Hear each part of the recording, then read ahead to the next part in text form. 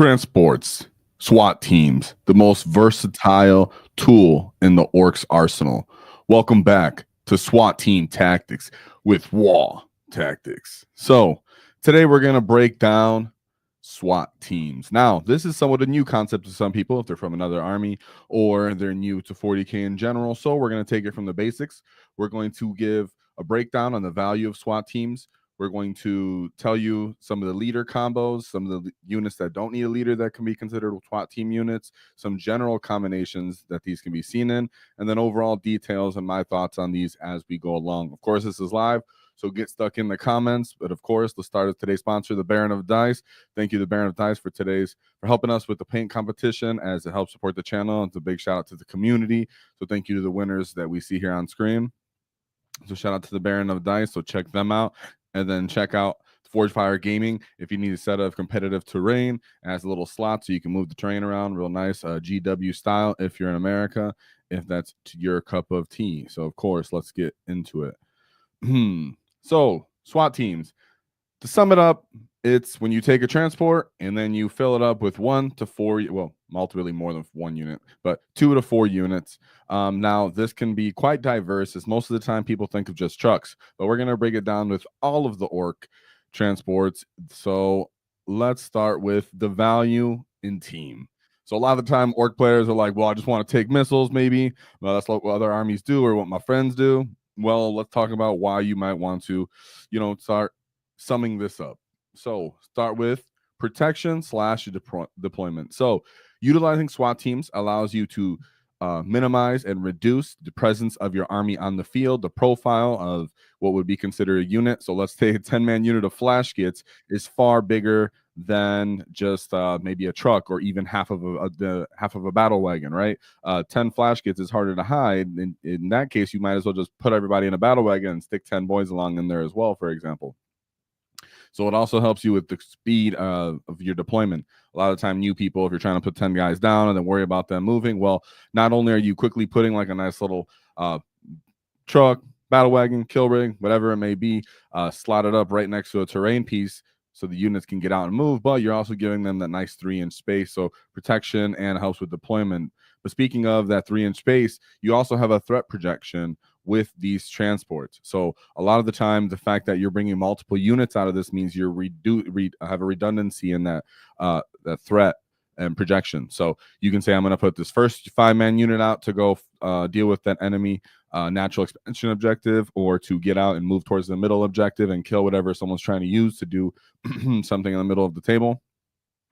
In another case, I can do it again. So I don't need to really take this huge profile and take up a huge big space on the behind the terrain piece and worry about someone's speed coming around the edge and shooting me, for example. I can take SWAT teams where I take a truck and I have multiple units that are really there to harass and not really even win that battle, but to kind of keep the enemies at bay. So threat projection, remember, it's movement, disembark, advance, and charge. So you just knowing that's on the wall and kind of projecting that threat is sometimes the value. Of course, we'll talk about how you can mix it up with instead of just getting stuck in with melee. Of course, I always say when you're considering your threat projection, and sometimes it doesn't even need to be killing. It could be something simply mass OC. So Grats, boys, whatever, we'll show that off too. We have staging and board control. So a lot of the time people just think of the staging as in, I'm going to move up to this terrain piece because it's the safest for my truck. You should also consider the following turn as what's going to come in from reserve, as in, if I move this truck up, can I deny the enemy's presence in this part of the table as well? Should I move one of these 5-man units out to move up the terrain piece? We'll talk about some of these units and how that might be applied, but you can utilize your SWAT teams as in, now I've turned this one little truck that was first for safety into a giant presence on the field where I maybe leave one unit behind the screen 9 inches, I throw the truck up completely forward, and then I stage in an actual threat, or like melee threat in maybe the center of the table or near my original staging location. So I've now increased to maybe a 21-inch range of denying reserves, where I've moved these 3 units in multiple different directions. So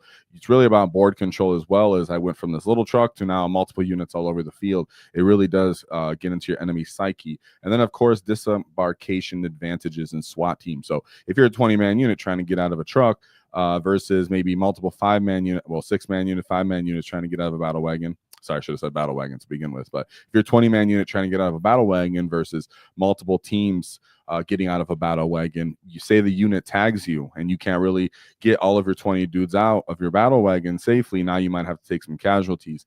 In this case, if it's SWAT teams and you're like, well, he didn't completely surround me, but he left me enough space for 5 dudes to get out. I get 5 dudes out, they move. I get the next 5 dudes out, they move. I get the next 6 dudes out, they move. And so then that's where disembarkation advantages can be valuable in your SWAT teams. Of course, threat saturation, this can be kind of perceived in 2 different ways. It's either redundancy and high toughness, which is pretty direct. Bring a bunch of working-outs, battle wagons, cool.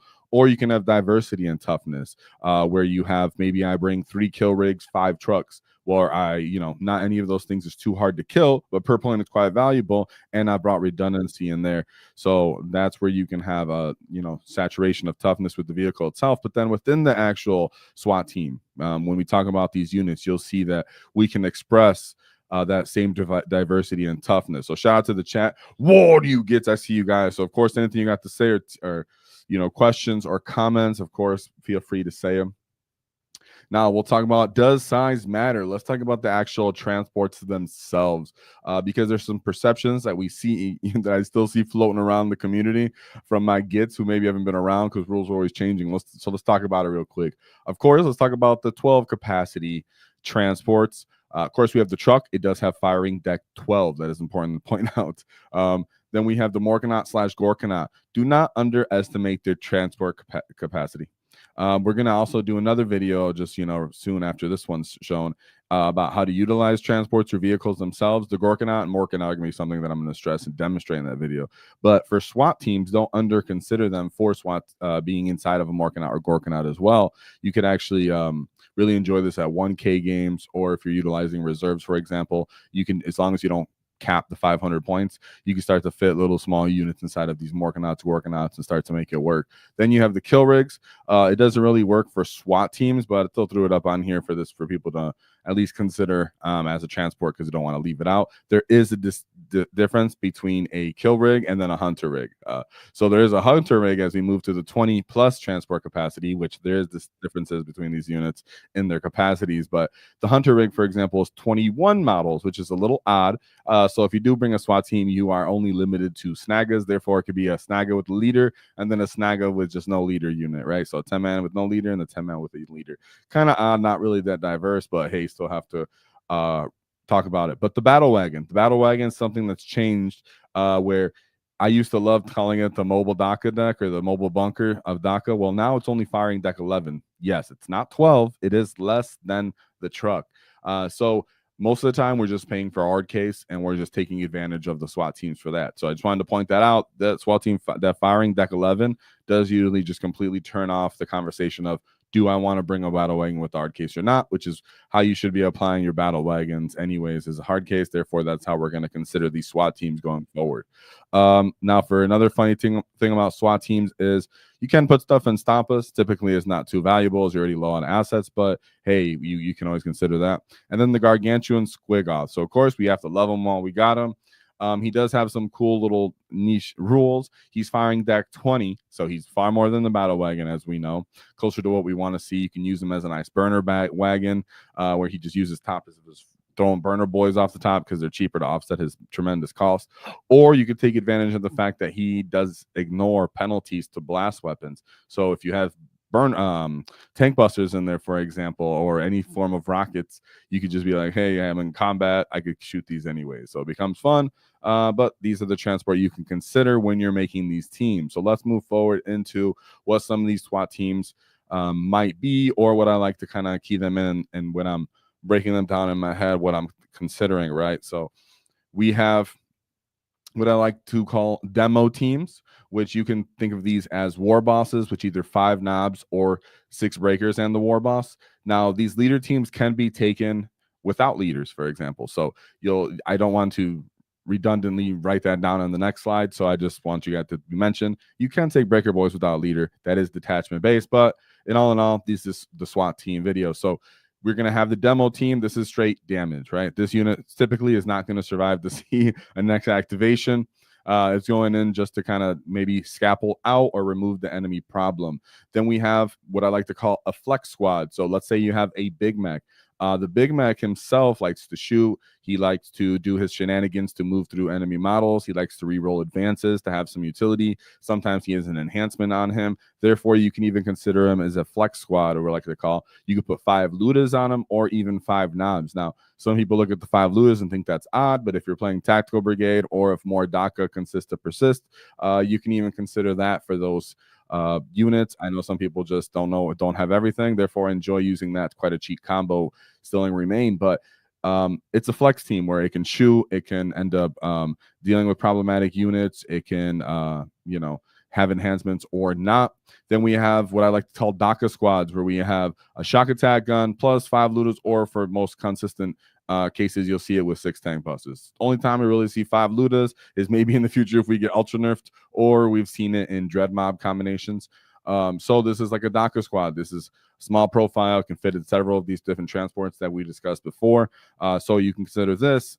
Then we have War Boss, what I like to call a siege team. So War Boss and Mega Armor and 5 to 3 Mega Nobz. Now this could be also a Big Mech and Mega Armor with 3 to 5 Mega Nobz. If I pay for the Big Mech and Mega Armor, I pay for 5 Nobz. So he does become limited on how much SWAT teaming he does, but he's still a SWAT team. Now, the reason I call this the siege team is because this team, unlike the demo team, isn't necessarily all about damage. It's about kind of drawing the enemy's attention as well. So a lot of the time when you have this SWAT team, you might have to put a lot of OC with it. You might put some maybe a DACA squad alongside of it. That way you can use it to clear maybe chaff units.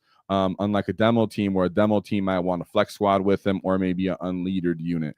So there are ways that either you can mix these squads that we're talking about here, these teams together, and increase the cost of your SWAT teams, or as we move on and talk about the non led units, then we have even more flexibility in these SWAT teams. Now you have a 10-man unit of BRIGADE Boyz plus this 10 Snaggas. That actually is considered a SWAT team, considering how big our transports can actually end up being. And then last but certainly not least, what I like to call the drill team. This is, of course, actually Ork lore, what you call big units of 10 Storm Boys. But you can also call it, you can also consider this for Flash Gitz.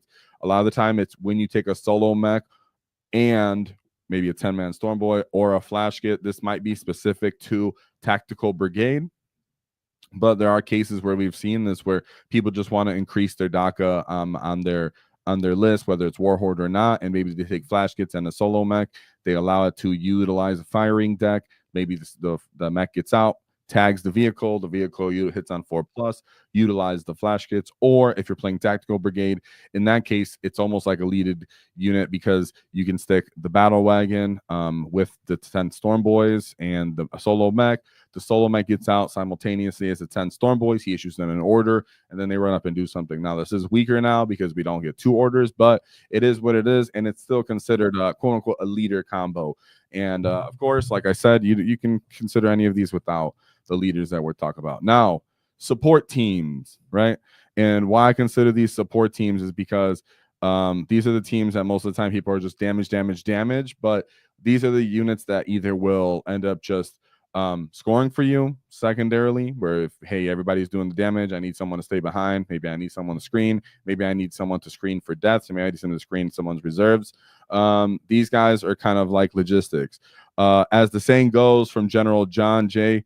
Parrish, right, American general from World War I, he says, infantry win battles, but logistics win wars. So a lot of the time, Ork players or general 40k players think damage, but you got to consider, hey, we have the flexibility between our truck already being cheap. Let's throw another cheap unit up in there. Or if we're playing for a big battle wagon and we're paying for these missile units, maybe it's a 10-man unit of War Boss and an enhancement and not 10 Nobz, then hey, I need some small units to have more flexibility in game. Now, of course, anything wants to get stuck in, do some damage, but that's the value of Ork, that you get the choice. So one of these logistical support teams might be simply a 10-man unit of Boys, an 11-man unit of Grots. This is simply OC. Now, the fact that you can stage your maybe a battle wagon or a truck somewhere on the line, if you're doing a kind of threat saturation thing, or you're somewhere safe, or it's a matchup where the enemy doesn't have long range guns, the fact that you can take one of these 10-man units disembark the 3 and then move to 6 makes it assured that you can move into that no man land objectives without even considering what that advance might be. So that ends up being somewhat important in some matchups. Or if you're in a expensive SWAT team and the enemy does destroy it, you can end up sacrificing one of these smaller units to end up being the one that is in line of fire to get shot or tagged while a 10-man unit stays back. So that's another case where you're just kind of filling space in that transport. Then you have 5 to 10-man Flash Gitz units and SWAT teams. A lot of time it's just Flash Gitz units. What I want to say is you guys are far more durable than you are your enemy tend to realize, especially on the WAAAGH turn. Now, if it's outside of a WAAAGH turn and everybody has AP, I know they're just dead. But a orc with 2 wounds and a 4-up armor save, it does actually go some ways, especially if you're getting any kind of other defensive buffs. And it's really good for versatility. When I talked about its logistics, well, this is one of those units that can either shoot and help something, it can shoot something far away and then help charge, or do a heroic intervention to try to take off some of the enemy's assets. It can end up trying to help flip objectives. It can end up doing a lot of different variety things as Flash Gitz. So it's a lot of versatility in what Flash Gitz want to do. But alongside them are Burna Boyz. Now, that lack of durability means they don't want to do as many flexibility things as they do, but the fact that they're cheaper and the fact that they just straight up auto hit, and they have to get re-rolled to wounds. Now it's ones if you're within 6 inches of an enemy unit, but if you're on an objective and within 6 inches, then there's the whole re-roll wound. Quite circumstantial, a little harder to get off than we like to see, but people just tend to bring them just for the points. Don't sleep on a custom Mega Blasta or a Rocket though, being in the spanner as well. Just having more bodies, like I said, increasing the amount of units and activations that you get in an orc list is just what one of the strengths of an orc list is. Therefore, having a cheap unit that you can stick right in there in a SWAT team does become a value. Then we talk about the lone op solo mech. So that little baby mech, he himself is a support in him on his own. So he acts as a buff dock attack. So a lot of the time, even if people are already bringing shooting units, they will bring a solo mech so they can tag a wagon, tag a Gorkanaut, tag a Death Dread, tag any unit, so an objective, so it can try to terraform. It can do secondaries in the middle of the table. There's so many cool things that a baby solo mech wants to do. Of course, Tactical Brigade, he can throw orders out. So he ends up also filling slots when SWAT team's going to get kind of filled up with odd numbers. Maybe it's 11 spots in a truck. You always got that 12th. Maybe it's you're taking 6-man units and then a leader, so it's 7-man, and you start adding it up into a wagon. Now you got a leftover seat in the wagon. So a solo mech ends up becoming interesting tech. And then 5 to 10 Stormboys. Now they are limited on what transports they can go in. You cannot put a 10-man Storm or even 5-man Stormboy in the truck, for example. But like we spoke about before, you can put him in the wagon, and the wagon, he can take those 3 inches. So then he's moving 15 inches in theory from where the wagon is positioned, disembarking 3, moving 12, and then advancing and charging or doing his thing. So you're increasing that range, kind of like the strength that we spoke of already of what a SWAT team brings to the table. So see how we're kind of compounding that and then stretching that out, elaborating on it, and then it becomes a lot of choice. It becomes a lot of options. It becomes variety, player expression, and as you develop your army, your SWAT teams will change, and what they do, they will flow. So it's important that you understand what kind of utility they each bring. Now, general combos, some quite familiar, some a little bit more superficial than others, and some subject to change based off nerfs, but some may forever be. One of those is the first one we start off with, Battle Wagon with Ard Case. Right off the bat, 10 Nobz War Boss, then you take 20 Snaggas and a Beast Boss. Really often, this is something seen on UKTC terrain, or if you're playing on, let's say you're going to a GW event and you see that all day 1, you're playing on layout 1. You bring in your battle wagon. Well, I could just bring these multiple missiles, stage them up in the battle wagon early, and really kind of missile out and have really nice safe threat projection. So this is one of those quite common ones. This is where we spoke about expensive SWAT team. This is where you're just bringing hammers on hammers. You're bringing kind of 2 demolition teams, right? And we spoke about how each team has a different utility. So when you're doubling down on that, of course, we know that redundancy is a strength in 40K because dice can happen. So you got to bring redundant tools in that case. but then also it means that you can get punished for that, because if they get a hold of your wagon, and now both of these units that are disembarked, both are kind of squishy and both are subject to getting wrecked. So keep that in mind. Then you have the truck and the Flash Gitz, or the lone mech. Now, I've said this before, and I'll just bring it up again. The reason it's really good is because this has been since Index Hammer. It's important to anybody who's playing something like a Warhorde, a Bully Boys, where we've seen that, hey, these guys end up needing firepower. Sometimes this could end up being just a basic 10-man, 5-man unit of Flash Gitz, a 6-man unit of Tank Busters, and then a solo mech, where you're using it for firing deck, and then everybody's getting out, and now you have 4 units that are getting out of this unit, running around the field, doing secondary, shooting, charging, getting in the way. It ends up being awesome, where that flexibility ends up going a long way. You could even take 2 5-man unit of Flash Gitz and then the solo mech in that case, and you just flipping these units all over the field. I absolutely love it, because activations is king for Orks. Volume is king, and to get more volume is to get more activations. Then we have some of like the most notorious trucks that everybody's known for, where this is the versatility truck, where it could end up being 5 Flash Gitz and 6 Tank Busters and a shock attack gun, or it could be 5 Burna Boyz and 6 breakers and a war boss, for example. This is what we most commonly see in 40K, which is based off trucks. This kind of hones in on flexibility squads. This hones in on Docker squads, and them working together, or just leaderless combos, where yes, you're paying for an expensive unit, but then alongside it you have the cheap flexible unit of maybe Flash Gitz or Burna Boyz. So truck moves up 1, or turn 1. Let's say it's 2 trucks side by side. Again, we're talking about layout 1, stage in the middle, GW terrain. Just to keep it simple. Got 2 trucks. You have both of them have these said SWAT teams that we're demonstrating here. Both of them move up, but you need a 5-man unit of Burna Boyz to get out and deal with maybe those scout marines, or those nurglings that are standing in the objective, or trying to stop you in early game. 5 Flash Gitz can get out and end up kind of shooting firepower down the field, yet you still retain the shock attack guns and the Tank Busters in play. These are also good ways to get lines of fire for these same units. So the truck moving around, somebody getting out, those 3 inches, they end up shooting, they get erased, but the truck still remains in a safe spot. Then the truck moves again, and then somebody gets out. So you're getting that threat projection, and you're consistently having board control, and you're moving up the field while being safe. So it goes with all of what we talked about, the value of what these SWAT teams bring, and it's really demonstrated in this very flexible, versatile SWAT team that can be trucks with no leader plus a leader unit.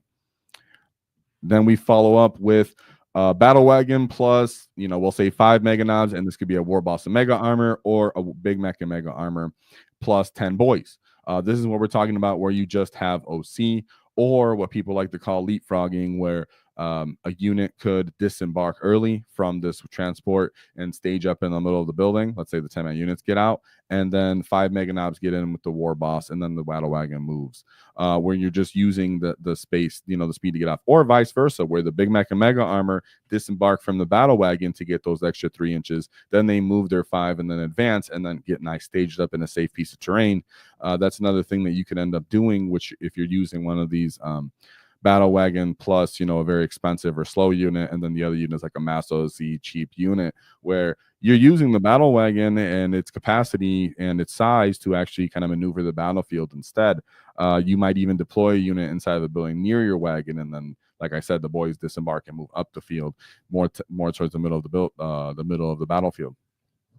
So this battle wagon isn't as seen as commonly as it used to be, and I really see this on WTC terrain that much often at all anymore, but I do see this all the time on UKTC terrain when we're covering that at all.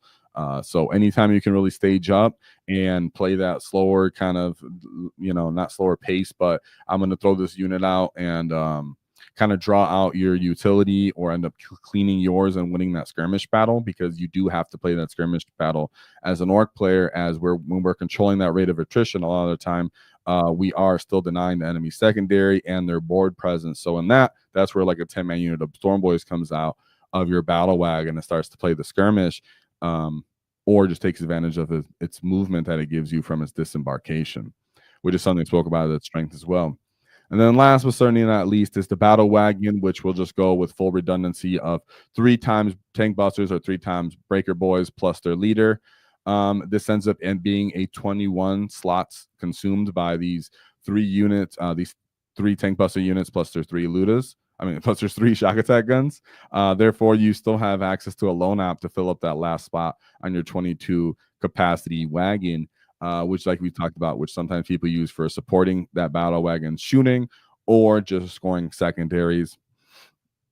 Now, the fun part about having these 3 tank busters inside of a battle wagon is that as you disembark and really want to get all these guys in the line of fire, the length of a battle wagon makes it much easier to go, well, 2 ranks all the way down with multiple units down this one firing lane compared to something like 1 truck where you'll end up, let's say you disembark, 12 tank busters around there, or just that 6-man unit and a shock attack gun, the size of the battle wagon only being about 4 inches, 5 inches, well, about 5 inches long. You start to kind of edge around the corners of it when you disembark. And then, of course, you can walk sometimes if you haven't moved the transport. But the battle wagon makes it so you can just put everybody along the sides to that side of that battle wagon, leading to gaining line of fire. Now, when I do the how to use transport vehicle or vehicles video that I'm going to be doing very soon here after this one, that goes in tandem with this video. So that will make more sense when I visibly demonstrate that. So with these general org combos, you get a lot of flexibility and player expression in them. There's not really too many wrong ways to utilize a SWAT team. It's just knowing what is best for your detachment, which if you go watch the detachment videos, that'll help you with these SWAT teams. Now, this is an updated good video on that where we covered all of the new data sheets. So that's where we want to get stuck in for Ork SWAT teams with WAAAGH Tactics. Now, we have my boy Alan said, been too long since I watched a live stream. You the best. No, you the best, Alan. Whoa! And yeah, what's up, dude? I haven't seen you in a hot minute. But yeah, nice to see that you're here. What's up, you guys? Two Snatcher. Whoa! Straw Hat Luffy. What's up, Andrew Stone? SWAT team 5 Gitz, Mega Nobz, Mega Boss be viable. Then think about it. Absolutely viable, dude. And like I've been just having fun with is while Doc is still sustained too. Shoot that Mega Nobz as much as you want to see. Yeah, so hopefully the SWAT team video, before it was a transport / SWAT team video. Now I've broken these up into 2 videos since there's a lot more to cover, and they will go in tandem and hopefully be on a nice, beautiful playlist. So hope that I hit everything that I was supposed to hit on this and that I didn't leave anything out. Didn't want to take it too long either. So with that being said, yeah, and trucks being secretly able to be inside transports is a secret tech. Yeah, underappreciated, absolutely certain. So with that being said, there's only one thing to keep in mind: is don't cross a wall, because we knock your teeth out. Whoa!